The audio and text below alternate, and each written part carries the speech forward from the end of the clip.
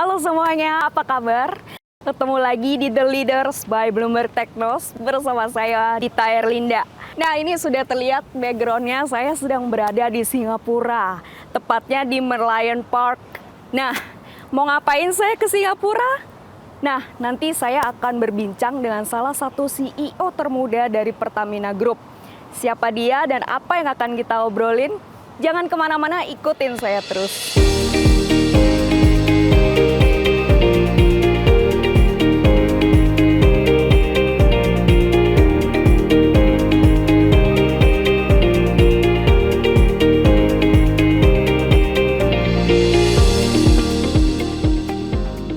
Oke, Pak Yoki. Sekarang kita lagi ada di mana ini, Pak? Ini di Kampung Glam ya. Pak Yoki, Pak Yoki ini kan masih muda. Ya. Terus habis itu memimpin salah satu anak saya Pertamina yang penting nih, Pertamina International Shipping. Gila sih para saya jadi CEO di PIS dalam usia yang masih muda. Iya, kalau pertama-tama sih ini ya, ada kagoknya juga ada ya. Tiba-tiba dipercaya untuk memimpin organisasi yang sangat besar, punya target-target yang challenging. Tapi ya pada saat kita sudah diberikan tugas ya udah kita serius saja fokus bagaimana bisa menjalankan apa yang menjadi ini ya arahan dari pemegang saham. Pak Yoki menjabat sejak Di PIS sejak September 2022. Oke. Tapi ini berarti belum ada 1 tahun ya, Pak. Ya. Tantangannya apa, Pak, sejauh ini membawa? Ya, secara umum kalau kita pegang organisasi yang besar ya, menurut saya pertama satu, tentunya kan begini ya, kita punya target, gitu ya, punya tujuan yang jelas dari kementerian dan pemegang saham. Tentunya kita sebagai organisasi punya target jangka pendek, jangka menengah, dan jangka panjang. Yang pertanyaannya bagaimana ya, kita sebagai organisasi yang besar ini bisa punya satu arah yang sama, begitu ya.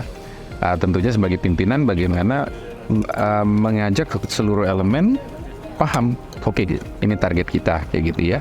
Terus yang kedua, tentunya menciptakan budaya organisasi yang tepat supaya kita bisa menjadi organisasi yang capable. Istilahnya capable, gitu ya. Nah, makanya kita di awal kepemimpinan saya di PIS itu kita launching program transformasi supaya ada lompatan-lompatan dan kita bisa keluar dari ini comfort zone kita.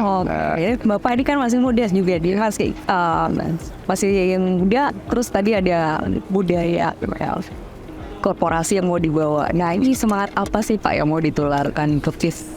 Ya, jadi kan mungkin salah satunya yang paling kentara adalah satu. Kita kan PIS ini selama ini dulunya bukan entitas bisnis nih kan. Sejak 2020 diminta untuk berbisnis menjadi salah satu subholding.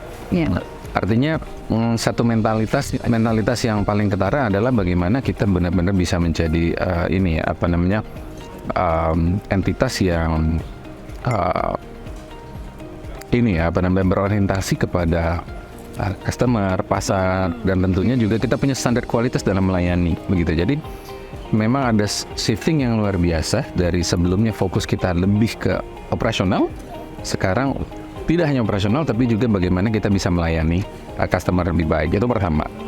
Yang kedua, bertahun-tahun selama ini kan kita cuma di domestik melayani Pertamina.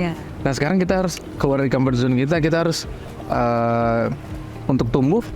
Indonesia kan ya bisa dikatakan Pertamina atau apalagi PIS sudah ya cukup besar. Untuk bertumbuh kita harus keluar. Jadi kita harus ekspansi lah. Menarik nih, Pak. 1, berorientasi ke layanan. 2, ekspansi. Saya mau ngeliatin di dalam dong soal ekspansi global, rencana kedepannya gimana nih, Pak? Ya, menarik. Jadi setelah kita jalani, ternyata memang pertumbuhan dari bisnis kita di global ini cepat sekali melalui anak-anak usaha kita, kayak gitu ya. Dan sangat terasa pertumbuhan PIS sekarang itu ditopang oleh pertumbuhan bisnis internasionalnya.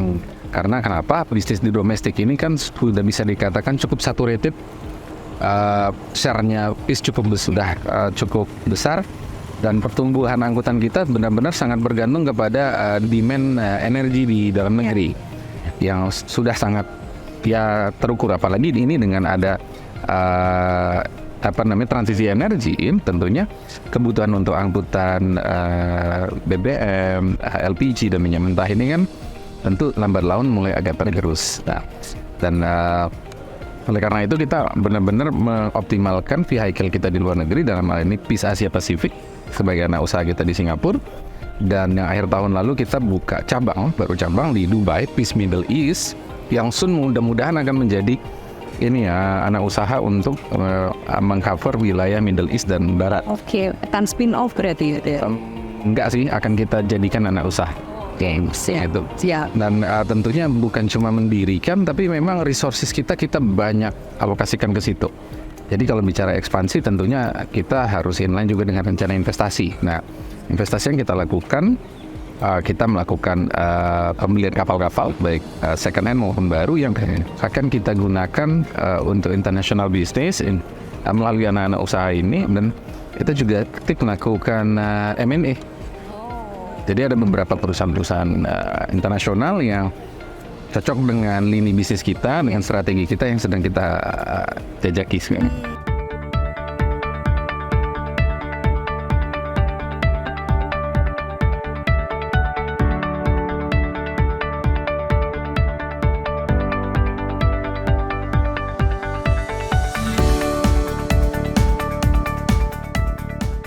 Sobat Bloomberg Technos, masih di The Leaders bersama dengan saya Dita Erlinda. Dan seperti saya bilang tadi, saya akan ngobrol berbincang-bincang dengan salah satu CEO termuda dari Pertamina Group. Sudah ada bersama saya sekarang Pak Yoki Firandi, CEO dari Pertamina International Shipping atau PIS. Nah, Pak Yoki, kita langsung ngobrol aja tadi. Pagi setelah lari, kan sempat dibahas bahwa Pertamina lagi fokus untuk ekspansi pasar internasional. Seiring dengan pasar domestik yang mulai mature. Nah, mungkin bisa dielaborasi Pak gitu. Realisasinya apa yang selama ini sudah dilakukan? Rutenya atau apa? Pengembangannya ada rencana kemana lagi dan sebagainya. Oke. Wah, ini pertanyaannya ini luas nih. Ya, jadi mungkin jawabnya juga nggak simpel ya.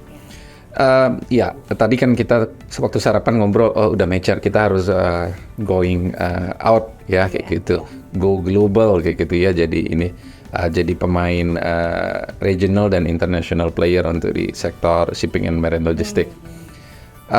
Kita jadi gini, mulai dari ininya dulu. Kita memahami bahwa untuk going global, kita butuh memperluas network kita. Ya, memang untungnya PIS sendiri dari sebelumnya, karena memang namanya international shipping, memang orientasinya internasional. Tapi setelah terbentuk subholding kan ternyata role-nya PIS ini kan semakin meluas, ya, mengelola shipping dan logistik di domestik Pertamina dan Indonesia. Tapi peran internasionalnya ini sempat agak terpinggirkan dikit lah, karena sibuk lah ya. Tapi ya, nah pertanyaan jadi gimana ya, kita tadi untungnya kita udah punya anak usaha di PT PIS Singapura, yang sekarang kita sudah rubah namanya menjadi PIS Asia Pasifik. Nah, ini outlet pertumbuhan kita nih, ya kan, di kawasan Asia Pasifik. Namanya sendiri Asia Pasifik, dan sudah berdiri sejak 2018. Dan sekarang kita enhance terus nih, kita perkuat terus, mulai dari resources-nya, ya, orang-orangnya, kapal-kapalnya, begitu ya, dan capability-nya juga kita enhance terus. Nah, akhir tahun lalu kita punya cabang di Dubai, yang mudah-mudahan soon akan menjadi anak usaha untuk Dubai. Dan namanya PIS Middle East. Nah, sesuai namanya, itu cerminan bahwa memang kita mau menggerak market Middle East dan sekitarnya, Asia Selatan termasuk India. Ya kan, India marketnya besar, begitu ya, kebutuhan energinya besar. Dan pada saat kita mendirikan kemarin, kita sadar bahwa ternyata dari revenue internasional kita, ya, revenue internasional kita baru kurang lebih 3,5% income kita dari kawasan itu. Sisanya, Middle East. Sisanya 96,5%-nya masih dari Asia Pasifik. Nah, itu membuktikan bahwa memang kita harus serius nih, garap. Artinya pertama, network kita perluas. Terus yang kedua, pada saat kita mau menjadi international player di sektor ini, artinya suka atau tidak suka, kita harus bisa mengikuti standar ya. Standar requirement dari internasional, ya regulasi tentunya, dan juga standar dari penyewa, pengguna jasa kita, customer kayak gitu. Jadi memang ada significant improvement ya dari sisi bagaimana pertama kami mengelola kapal begitu ya. Jadi kapal-kapalnya juga memang harus bagus, harus sesuai dengan standar begitu. Terus yang kedua dari kapal-kapal yang kami operasikan, karena yang kami operasikan kan bukan cuma kapal milik, ada kapal pihak ketiga. Nah ini standarisasinya kita improve, ya kan. Terus yang kedua, yang selanjutnya tidak cuma standar kapalnya dan operasinya, tapi layanannya begitu ya. Bagaimana layanan ini bisa kita berikan lebih baik, ya kan? Ya tentunya dengan keberadaan kantor kita di Singapura, juga kita bisa lebih dekat dengan customer begitu ya. Tapi di saat yang sama bagaimana kita bisa menunjukkan bahwa kapalnya sudah bagus, tapi layanan kita juga baik. Artinya kita juga memang mengimprove skill, ya kan, kompetensi. Nah, jadi kita banyak talent muda kita, yang generation kita yang kita expose, kita kirim. Kita dari kirim dari Indonesia, terus untuk magang di mana-mana, termasuk untuk bekerja di kantor kita di sini. Ya, termasuk kita juga open untuk merekrut the best talent di industri ini. Kita memang dalam proses merekrut beberapa posisi-posisi penting yang menurut kita memang masih butuh bangun kapabilitasnya dan knowledge-nya.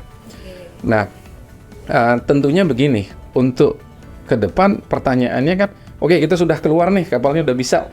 Terus bagaimana ke depan untuk kita bisa tetap expand gitu ya.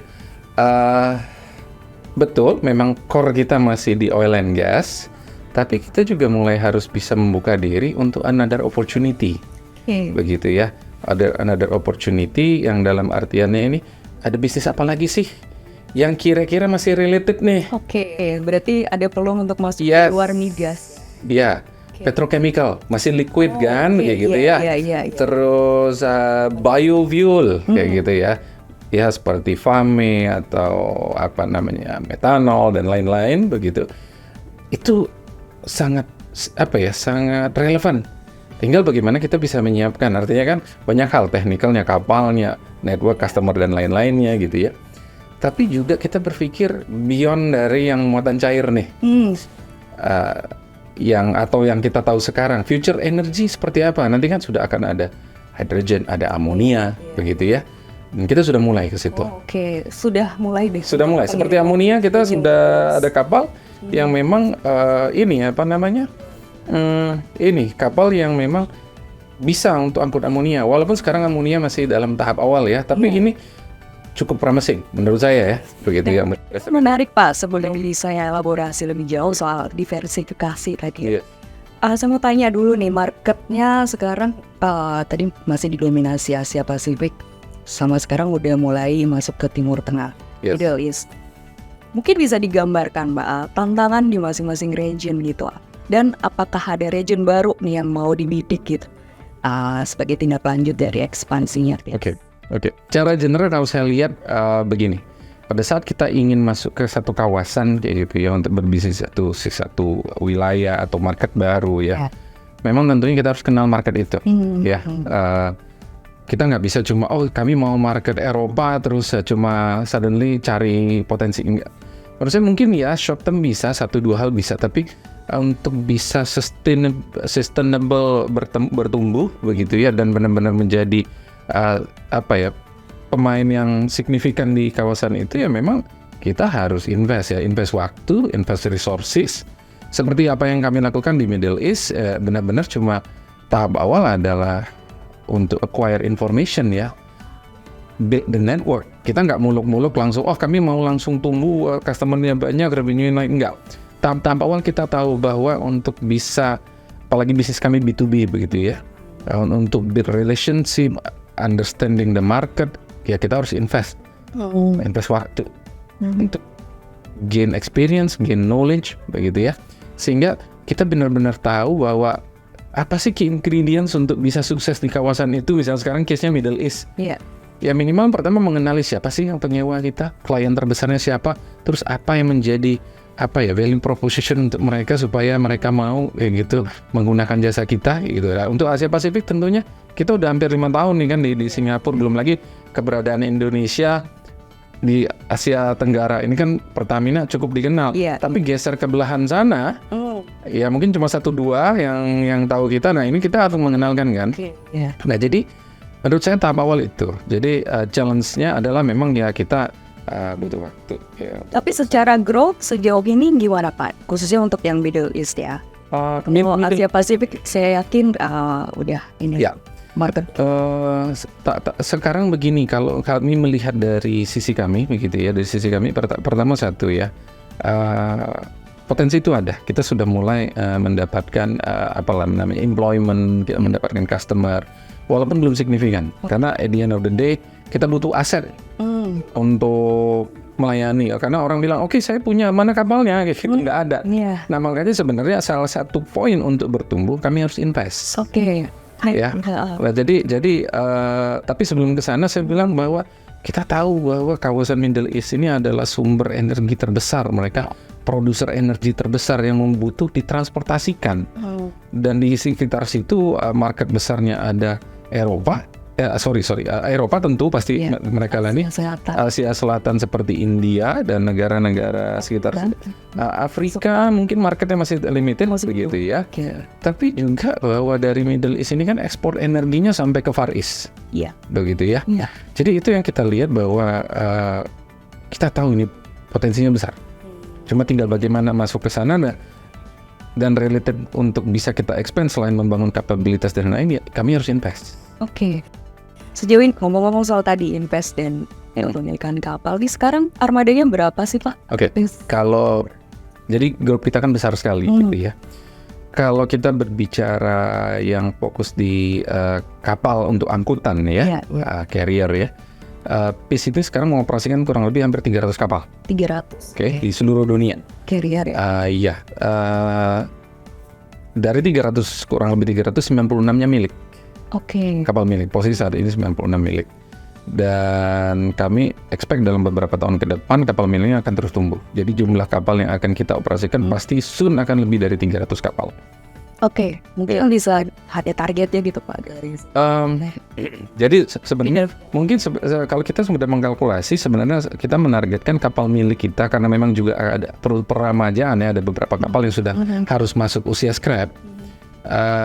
Jadi memang ada kebutuhan untuk menggantikan dan juga kebutuhan untuk bertumbuh. Menambah. Jadi kita targetkan dalam 3 tahun ke depan itu kapal kita kurang lebih udah 110. 110 ya? 110 kapal milik yang kita miliki. Karena sebenarnya investasi kita lebih dari cuma sekedar 14, banyak. Karena ada beberapa kapal yang sudah harus scrap tadi. Jadi kita merencanakan kurang lebih dari 30 lebih kapal dalam 3 tahun ke depan. 30 ini. Yang akan disebut Pak nilai investmentnya untuk itu yang disiapkan. Kalau numbernya untuk ke depan kita belum punya final number, cuma untuk tahun ini saja capex kami untuk investasi kurang lebih hampir $800 juta. 800 itu majority untuk kapal atau? Enggak, kapal kurang lebih sekitar 30%. 30%. Kami kan punya anak-anak usaha yang lain juga, yang seperti di PTK yang mengelola logistik dan marine services. Terus kita juga ada anak usaha di PT Pertamina Energy Terminal yang mengelola terminal. Dan ini kan harus tumbuh juga ya. Jadi kita mengalokasikan capex juga untuk investasinya, ada untuk M&A juga, di mana kita juga akan beli perusahaan yang bergerak untuk services di offshore untuk anak usaha kita. Terus juga kita juga lagi menjajaki akuisisi sejumlah terminal, energi terminal lah ya, untuk anak usaha kita di PET. Jadi untuk tahun ini saja kurang lebih kalau kapal sekitar 30%. Jadi kurang lebih $250 juta untuk tahun ini saja.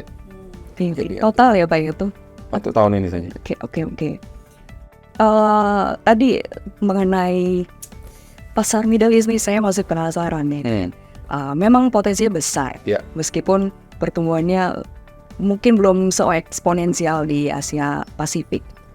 Nah, ini kan energi migas, sektor migas nggak cuma di Indonesia aja, tapi tingkat global tuh sentimennya lagi banyak banget nih Pak. Mulai krisis energi, kemudian pemangkasan produksi dan sebagainya, minyaknya itu apalagi itu semua dari negara-negara OPEC Plus nih yang Iya. marketnya Middle East. Itu memengaruhi bisnisnya PIS nggak Pak? Maksudnya bagaimana dia memberi dampak, khususnya kita lagi mau Iya. ekspansi ini di sana. Iya. Ya tentunya kalau kita berbicara bisnis internasional yang kaitan langsung maupun tidak langsung dengan komoditas energi, ya kan kami ini kan directly ya related to komoditas, jadi penyedia angkutannya begitu tadi yang disampaikan. Memang penuh uncertainty ya, begitu penuh uncertainty. Kira-kira bagaimana sih situasi global dalam beberapa waktu ke depan?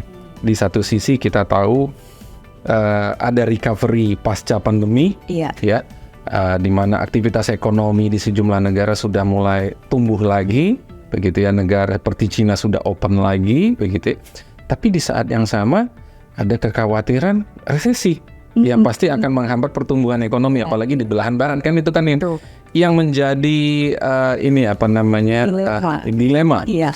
Mana nih gitu mana yang akan terjadi gitu. Dan kalau kita berbicara potensi resesi ini sudah dari setahun terakhir karena krisis energi dan lain-lain, energi yang sangat mahal begitu ya, terjadi perlambatan pertumbuhan di barat, di Eropa khususnya ya.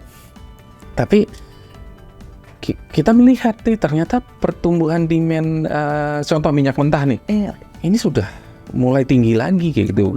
Kalau kita lihat pada saat pandemi kalau tidak salah itu demand minyak mentah itu kurang dari 100 juta barrel per hari.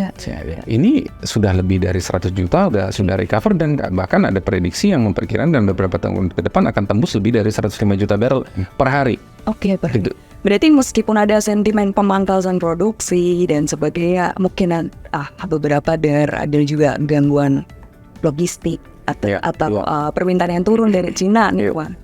Ternyata tetap lebih besar dari pra-pandemi ya seorang. Iya, itu prediksi juga. Ya sekarang setidaknya demand itu ada, demand untuk volume yang ditransportasikan ada. Nah, poin kedua adalah terjadi perubahan pattern supply. Ya, kita lihat bahwa US terus naik produksinya, yang pangkas OPEC Plus kayak gitu kan ya. Terus dari US ini energinya banyak, minyak mentah, gas segala macam, dan terjadi pergeseran juga demand ya. Asia demandnya semakin terus bertumbuh kan begitu ya. Jadi kalau bicara kita di sektor shipping ini kan jadi ada kenaikan ton miles istilahnya begitu. Jadi volume boleh sama, tapi jarak yang diperlukan untuk mentransportasikan per barrelnya ini bertambah. Iya. Artinya dibutuhkan lebih banyak kapal kan? Iya. Oke. Belum lagi ke depan dengan transisi energi ini dan juga ada ekspektasi bagaimana kita dunia ini bisa menurunkan emisi dari aktivitas operasional di sektor logistik dan angkutan begitu ya. Ke depan akan banyak regulasi internasional yang membatasi emisi kapal. Nah, pada saat itu dibatasi akan banyak kapal tereliminir yang nggak boleh lagi dipakai. Kalau mau dipakai pun kamu nggak boleh kenceng-kenceng lagi kayak gitu kan ya. Belum lagi nanti kapal akan diklasifikasikan mana yang emisinya kecil, mana emisinya tinggi. Emisinya tinggi nggak akan dipakai, kamu boleh main di pinggiran-pinggiran aja lah, di negara dunia ketiga, di Afrika, Asia, di lokasi tertentu begitu. Tapi untuk international trading, nah nggak bisa. Artinya akan juga banyak terjadi kebutuhan khususnya kapal-kapal yang comply. Kapal yang comply, yang efisien kan begitu kan. Jadi di satu sisi volume masih ada, ton mile-nya naik, kriteria kapal yang bisa ditradingkan juga semakin ketat, dan belum lagi dampak dari pandemi kemarin ternyata banyak mungkin kita melihat mungkin bukan cuma di sektor shipping, di sektor lain mungkin seperti mungkin sektor lain yang ternyata resourcesnya belum bisa catch up recovery ini ya gitu. Dulu waktu pandemi banyak perusahaan udahlah saya scrap aja lah kapal saya, dan ternyata pada saat recovery kapalnya nggak ada. Makanya sekarang galangan dunia itu sudah major yacht khususnya ya, ini sudah penuh orderan sampai tahun 2027, bahkan lebih, dan soon mungkin sudah berbicara 2028 onwards untuk jenis kapal-kapal tertentu begitu ya. Sehingga masih cukup promising ya, tapi di saat yang sama kami tentunya pada saat kita terekspos kepada market angkutan dunia yang ya tentunya memang fluktuasi juga, ada potensi fluktuasi dan ada potensi terjadi koreksi ataupun gangguan, ya kita juga harus siap dengan mitigasi resikonya, kayak gitu. Gimana kalau misal ternyata terjadi perlambatan ya kayak gitu, yang pada akhirnya mengkoreksi harga sewa kapal kan, begitu ya. Iya. Tapi selain tadi menambah armada dan menyiapkan risiko-risiko gitu, peluang apa sih Pak yang masih bisa dilihat nih, meskipun tidak penuh dengan ketidakpastian nih industri logistik migas. Peluang lain yang selain diversifikasi komoditas yang dikirimkan juga yang bakal ditangkap nih sama PIS itu apa? Apalagi kompetisinya ini market makin tidak tentu, demand juga mulai bergeser, shifting pasti kan makin ketat nih kompetisi. Iya, ya kan seperti yang saya sampaikan tadi kan bisnis kita kan tidak cuma di shipping ya, kita punya marine logistik dan juga terminal. Menurut saya memang kita juga menurut saya strategi bagaimana kami mengelola portfolio bisnis ini juga penting bagian dari ini supaya kita tidak rely 100% atau majority income kita dari sektor shipping yang tentunya ada risiko yang seperti saya sampaikan tadi. Makanya kami juga harus memperkuat portfolio lain yang relatively exposure-nya kepada pergerakan market itu kurang. Ya nggak terlalu signifikan seperti mungkin di marine logistik bisnis kita gitu. Di Indonesia sendiri masih sangat besar potensinya begitu ya. Kalau sekarang kami punya anak usaha PTK yang mengelola pelabuhan, memang fokusnya masih di terminal Pertamina. Nah ini juga bisa kita garap untuk swasta maupun potensi pertumbuhan lain. Ya kita tahu kita negara kepulauan, butuh infrastruktur dan lain-lain, dan kita juga sudah berbicara dengan pemerintah untuk menjajaki beberapa potensi-potensi membangun terminal, pelabuhan, terminal dalam negeri. Tapi kita juga menjajaki investasi, contoh misalnya terminal LNG ini sedang berbicara dengan beberapa potensi partner yang misal contoh kami sekarang menjajaki Korea untuk LNG receiving facility, di Amerika untuk LNG export facility. Nah itu kita sedang jajaki juga. Dan kalau kita berbicara project, artinya kan ini long term ya, kayak gitu. Dan harusnya tidak terefek dari kondisi pasar, begitu kan. Dan begitu juga di sektor lain yang masih related ke shipping itu offshore contohnya. Kami juga menjajaki potensi project-project di offshore untuk penyediaan sarana fasilitas seperti floating storage, floating FPSO, floating production offloading storage begitu ya, yang memang ini berbicara long term project yang menurut kita mengurangi exposure kita terhadap sisi shipping yang sangat ini volatile ya. Gitu. Itu tadi Pak ngomong soal LNG. Tapi selama ini porsi dari pengiriman untuk crude sendiri minyak mentah itu masih berapa persen sih dari PIS? Kemudian kalau mau ada fokus ke LNG, tadi ke Amerika dan Korea. Nah, sementara pemerintah di dalam negeri punya rencana untuk mengurangi menyetop bahkan ekspor LNG. Ini kira-kira gimana Pak? Untuk menginlinekan dengan rencana bisnisnya Pertamina International Ship. Iya. Jadi begini, seperti yang saya sampaikan, memang bisnis terbesar kita di domestik masih. Cuma kalau sudah berbicara international bisnis, artinya kan kita tidak terbatas cuma kargonya Pertamina Group atau Indonesia gitu ya. Kita harus bisa melihat potensi-potensi lain. Nah kalau kita berbicara gas contohnya, gas ini LNG sepertinya ini kan akan banyak produksi LNG baru seperti di Middle East, di Qatar dan US sendiri begitu ya, yang kami aktif loh, kami ikut tender penyediaan kapal LNG begitu ya. Kita juga berbicara dengan Pertamina Group untuk penjualan portfolio LNG Pertamina yang tidak harus dijual ke dalam negeri, kayak gitu ya. Jadi potensinya sendiri relatif besar. Makanya menurut kami mengejar market internasional itu sangat relevan supaya kita juga tidak terlalu bergantung dengan kebijakan di dalam negeri begitu ya. Nah kalau berbicara persentase memang hampir 100% yang kami transportasikan ini adalah berbicara minyak mentah, BBM dan LPG. Masih hampir 100%. Nah dan berbicara LNG memang ini salah satu prioritas kita. Dan dunia diperkirakan khususnya nanti di tahun 2026 onwards itu akan shortage kapal LNG. Makanya sekarang kami lagi mau coba bangun beberapa kapal LNG meskipun harganya sangat-sangat mahal. Berarti termasuk dalam rencana penambahan armada. Oh iya. Bahkan tahun ini kita lagi open bid ini untuk pembangunan 2-4 kapal LNG yang capex-nya luar biasa. Tapi ini multi years investment ya. Kayak gitu. Iya. Siap Pak. Tapi saya mau tanya sedikit di dalam negeri boleh ya Pak ya? Boleh dong. Agak nyimpang sedikit nih tentang progresnya TBBM pelumpang. Oke. Gimana Pak ini? Ya, jadi tentunya begini, kita kalau berbicara infrastruktur energi BBM, memang kan beberapa infrastruktur ini sudah dibangun sejak lama ya, begitu ya, dimana mungkin pada saat pembangunannya situasi dan kondisi berbeda dengan sekarang, dan memang dengan sejalan dengan waktu, ternyata memang kita mengevaluasi ada kebutuhan-kebutuhan baru, ya, multidimensi lah, kebutuhan bagaimana terminal kita ini beroperasi di wilayah yang lebih baik lah, lebih baik. Jadi lebih baik kayak gitu ya, dan terus yang kedua, bagaimana terminal ini menjawab kebutuhan sosial dan ekonomi ya, Jabodetabek bertumbuh, begitu kan ya. Terus akan ada energi baru, begitu kan ya. Terus bagaimana mengoperasikan terminal ini lebih ramah lingkungan, begitu kan ya.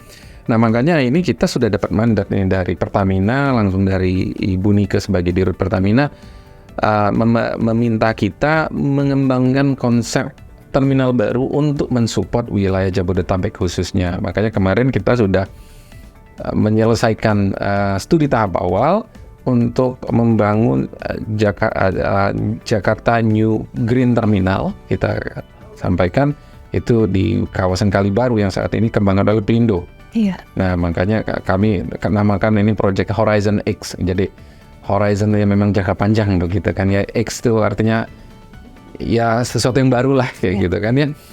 Jadi memang kita sudah melakukan studi tahap awal dan kemarin sudah kita presentasikan di Pertamina di pemegang saham, mendapatkan ini respon yang sangat positif, dan kita juga sudah berbicara dengan beberapa potensial partner.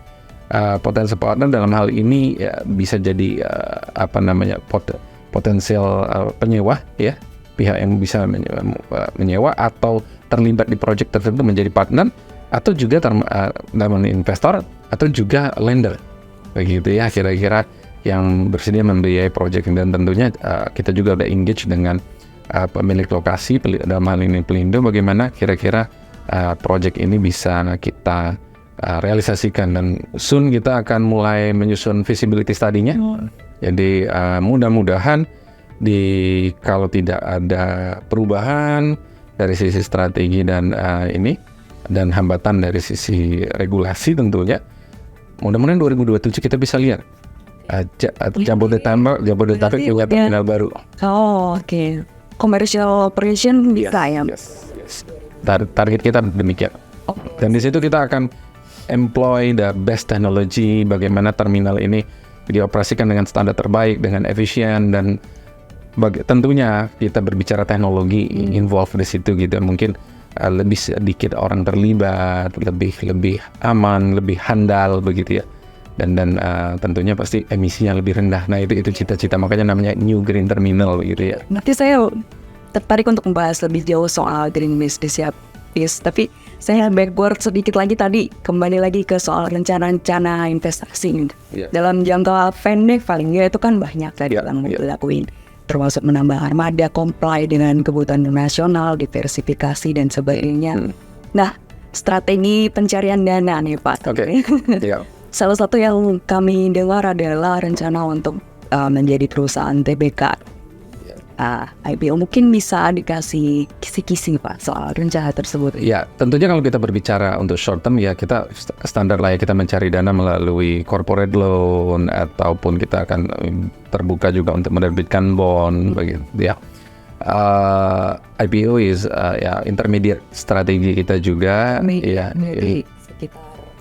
Ya mungkin 2-3 tahun lagi gitu ya kan. Ya sudah menjadi ini kita ya. Salah satu strategi yang sangat serius kita pertimbangkan begitu ya. Tapi tentunya menuju ke sana juga banyak hal.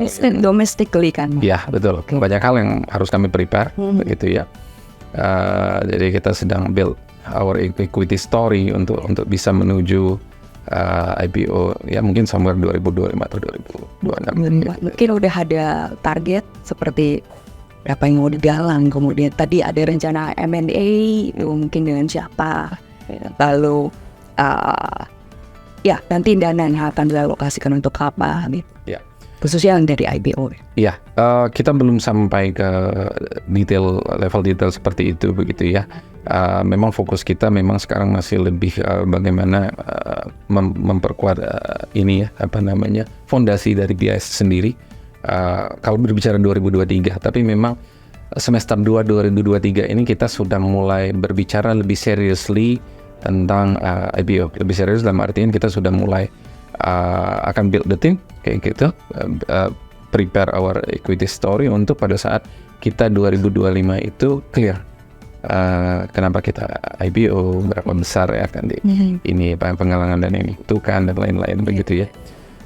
Jadi memang kita masih di early stage ya untuk menuju sana. Oke, tapi tahun lalu nih kinerjanya moncer nih Pak, 3 triliun lebih labanya. Yes. Sampai dengan masa untuk menjaga itu supaya sustain atau bahkan bisa lebih eksponensial lagi tumbuhnya, paling nggak sampai tahap IPO itu apa yang akan jadi fokus buat apa yang dilakuin oleh? Ya, begini, kalau sekarang kan bisa dikatakan 90 ya sekitar 87,5% income kita itu masih dengan Pertamina Group.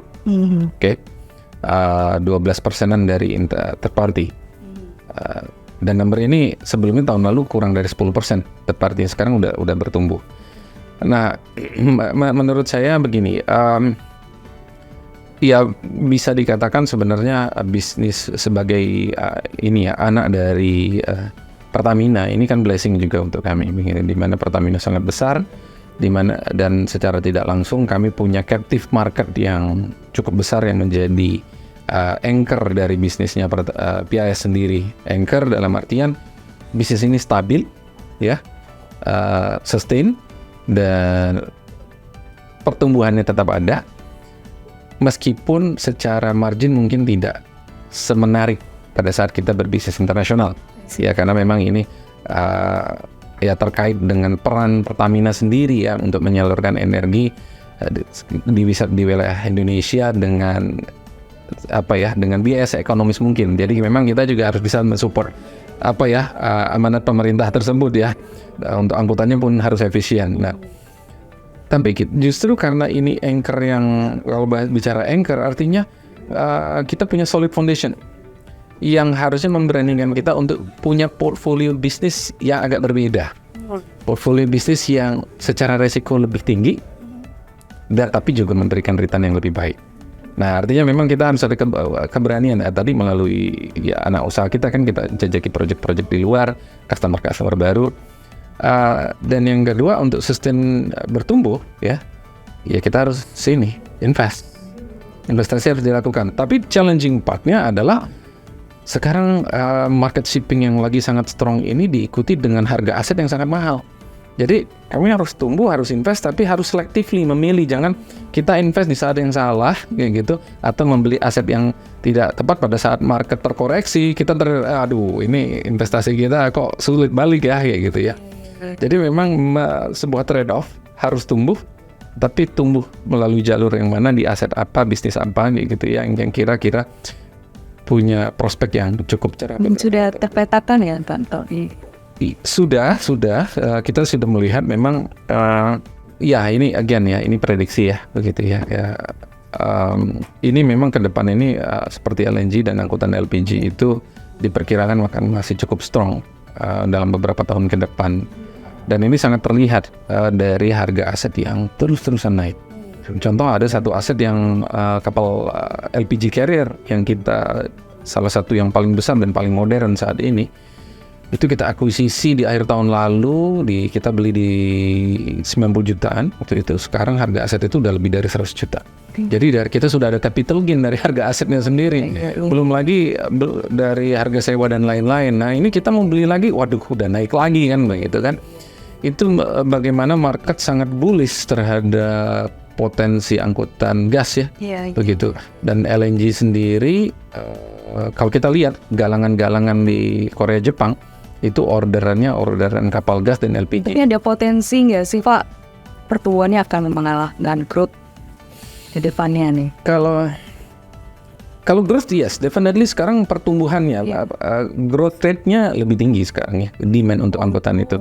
Tapi kalau absolute volume-nya masih tentu seperti minyak masih cukup stable seperti saya sampaikan. Minyak mentah tadi diprediksi bakal tembus sampai 105 juta barrel per hari bahkan kan. Sehingga tapi di sektor tanker sendiri nih, angkutan tanker sendiri ini kita juga sedang wait and see ya. Kita lihat akan ada shortage ke depan seperti yang saya sampaikan. Bahkan kita melihat populasi, contoh ada beberapa tipe kapal, contoh yang kemarin kami dalami tipe Suezmax. Suezmax ini tuh dulu nggak pernah menjadi primadona kayak gitu ya, karena dianggap ini kapal yang size-nya 1 juta, angkutan 1 juta barrel. Yang selalu dibilang orang ini nanggung nih. Yang terbesar kan VLCC seperti kapal kami yang Pertamina Pride dan Prime itu bisa 2 juta. Ini 1 juta, tapi juga size-nya nanggung, selalu dibilang nanggung karena memang marketnya di Atlantik biasanya selama ini Suezmax. Tapi sekarang ini very hot marketnya. Dan kalau kita lihat populasi ternyata kurang lebih 30% populasi kapal Suezmax ini berusia di atas 15 tahun. Lebih dari 30% yang dalam beberapa tahun ke depan sudah masuk scrap age. Yes. Dan permasalahannya ternyata kalau kita lihat order booknya untuk kapal ini sangat limited. Jadi ada kekhawatiran di beberapa tahun ke depan ini akan ada shortage kapal tanker. Nah ini kita harus sedang wait and see. Kita mau take position atau tidak. Bagian dari tadi pembelian armada itu kan bukannya untuk salah satunya menjembatani itu. Ya betul. Ya, kan ini kan relate to pertanyaannya tadi. Sektor apa yang masih menjanjikan begitu kan? Dan betul ya. Jadi pasti fokus investasi kami akan lebih banyak mengarah ke yang masih kita lihat ada potensi akan cukup strong, karena shipping ini kita sudah tahu sama kayak minyak ada cycle-nya begitu kan. Dan tapi kalau kita orang-orang analis di sektor shipping bilang ini market yang very strong yang sebelumnya tidak pernah terjadi begitu ya. Pak, ini tadi habis rebranding nih Pak. Pertamina International Shipping Asia Pasifik. Nah, kemudian yang di Dubai Middle East udah rebranding duluan. Nah, mungkin bisa diceritain dikit ya Pak. Selain untuk positioning nih, PIS gitu, branding ini akan membawa PIS kemana ini nanti harapannya? Ya, pertama clarity aja, kayak gitu, bahwa office ini memang untuk serving Asia Pasifik. Dan untuk internal kami pun menjadi tahu bagaimana mensupport organisasi ini kayak gitu ya. Artinya memang ini fokusnya di Asia Pasifik dan bagaimana dia bisa serving the market, mulai dari asetnya, kapalnya, kebutuhan dan lain-lain begitu ya. Itu pertama. Karena memang tentunya kapal yang beroperasi di wilayah ini agak berbeda dengan kawasan Middle East begitu. Di sini lebih banyak refined product gitu ya, produk yang sudah diolah kayak gitu ya. Sementara kalau di Middle East lebih banyak raw mentahnya begitu kan. Jadi dari situ pun kita sudah tahu kayak gitu ya. Terus yang kedua, dengan ini juga diharapkan partner juga lebih clear dealing ini dengan PIS mana nih kayak gitu ya. Namanya PIS semua, PIS Jakarta, PIS Singapura, cuma beda satu PT, satu private limited kayak gitu ya. Tapi dengan ini jadi mereka juga punya ini ya, kita juga mereka lebih tahu bagaimana kita menstrukturkan bisnis ini. Tapi di balik itu sebenarnya kami baru berdiskusi juga internal bahwa seperti yang saya sampaikan, engine pertumbuhan kami melalui anak-anak usaha ini. Jadi kita akan seriously mengelola anak-anak usaha ini untuk ready untuk ini. Jadi memang kita equip dengan the best talent, orang terbaik, the best system kayak gitu. Kalaupun nggak ada, kita akan acquire dari market kayak gitu, dan kita cari dari pasar, dan tentunya ini akan kita support dengan internal system. Bahkan ini kita lagi diskusi, kita kayaknya perlu office space yang baru ya, karena di sini kita akan bertumbuh, yang sekarang kekecilan nih gitu ya. Nanti kita akan punya kantor baru, insya Allah. Ini terakhir ya Pak, saya mau tanya tadi soal green business. 2030 katanya 20% berharap dari green business. Selain tadi terminal kargo yang ada di Jakarta ini, terminal apalagi nih Pak yang mau dioptimalkan untuk mencapai target itu? Saya rasa kan kita cukup clear ya beberapa potensi future energy ya ke depannya kayak gitu ya. Seperti yang saya sampaikan tadi, mungkin akan ada amonia sudah mulai, hidrogen pun sudah. Oh, berarti dari mulai komoditas yang komoditas kan kita sudah cukup tahu gitu ya. Akan juga ada biofuel yang Indonesia pun juga sudah mulai begitu ya, dan akan mulai semakin menambah porsinya begitu ya. Pertanyaannya bagaimana kita siap masuk ke sana.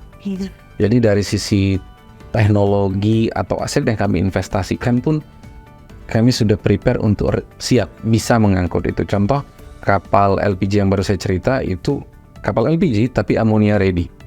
Dia bisa untuk ngangkut amonia. Jadi pada saat terjadi perubahan dari sisi demand angkutan atau jenis angkutannya, kapal kita siap. Sudah ya. Teknologi kapalnya pun udah kita siapkan. Bahwa kan ke depan future ini kan harus emisinya turun.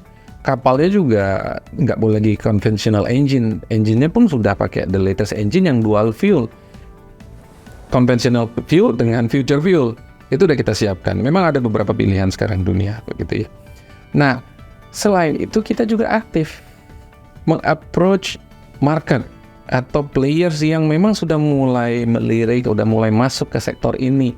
Dan kita tahu umumnya ini di negara-negara maju ya, kalau di Asia ini mungkin Jepang dan Korea kayak gitu ya. Kalau yang mereka sudah mulai sangat serius nih untuk masuk ke sektor ini, perdagangan energi ini, dan kita sudah mulai membangun komunikasi. Dan bahkan sebenarnya kita dengan pemegang saham kita, salah satunya NYK, kita sedang menjajaki satu project untuk long term project untuk pembangunan kapal LPG untuk angkutan amonia. Dan kita dalam finalisasi dan potensial charternya dari Jepang sendiri. Itu tahap awal. Dan ini kita akan semakin eskalasi ya effort kita untuk U30 sebentar lagi nih Pak, 7 tahun optimistis tapi ya 20%. Kalau saya ngelihat pertumbuhan PIS akhir-akhir ini, saya sangat optimis. Bahkan dari maksudnya pertumbuhan PIS dari sektor green? Bukan, secara umum kayak gitu ya, secara umum bagaimana kecepatan kita untuk mendapatkan market baru, menggrab opportunity baru begitu ya. Kalau spirit dan pace-nya bisa kita jaga, 2030 kita nggak khawatir. Di industri kargo atau shipping di gas internasional berarti akan semakin atau udah menjadi market leader mungkin di Asia? Belum sih, belum. Kita masih banyak PR kayak gitu. Tapi itu justru yang memotivasi kita untuk bisa lebih baik. Be the champion. Ya, lebih baik dalam dimensi apapun ya, baik dari sisi size-nya, dari sisi quality of kapalnya, quality of operation-nya, coverage bisnisnya, layanan ke customer-nya, network-nya, dan lain-lain. Dan termasuk teknologi apa yang kita gunakan ya kan sekarang digitalisasi luar biasa membuat bagaimana banyak industri menjadi lebih efisien ya dari sebelumnya. Dan kita juga sudah mulai ini, dan kita bisa belajar dari the best di industri ini. Iya. Pak Yoki, terima kasih banyak buat waktunya. Sobat Bloomberg Technos, itu tadi wawancara saya dengan Pak Yoki dari Pertamina International Shipping. Kita akan ketemu lagi di kesempatan yang berbeda, tetap di The Leaders bersama dengan pemimpin-pemimpin hebat lainnya. Sampai jumpa.